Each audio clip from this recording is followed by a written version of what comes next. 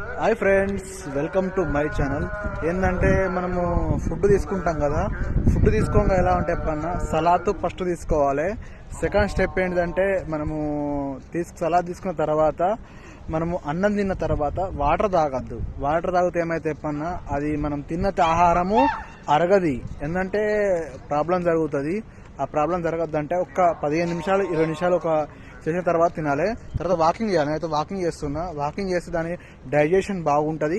మళ్ళీ మా స్లీప్ ఎట్లా వండుకోవాలంటే వన్ సైడ్ వండుకోవాలి. వన్ సైడ్ వండుకుంటే డైజెషన్ ప్రాబ్లం కాదు, హెల్త్ఫుల్గా ఉంటుంది, బాగుంటుంది. ఏంటంటే బాగా మందికి అన్నం అరగది, ఇబ్బంది అవుతుంది కదా. ఇప్పుడు మన ముసలి వాళ్ళు, మనకు 40 సంవత్సరాలు దాటిన వాళ్ళు, వాళ్ళు అవుతారు. ఏంటంటే చూడుర్రి, మన యూట్యూబ్ ఛానల్ ఫాలో చేయండి, షేర్ చేయండి, సబ్స్క్రైబ్ చేయండి. జాడీ భాస్కర్ యూట్యూబ్ ఛానల్. ఈ చిన్న చిట్కా ఆలోచించుర్రి, ఇంకా బెనిఫిట్ మంచిగా ఉంటుంది.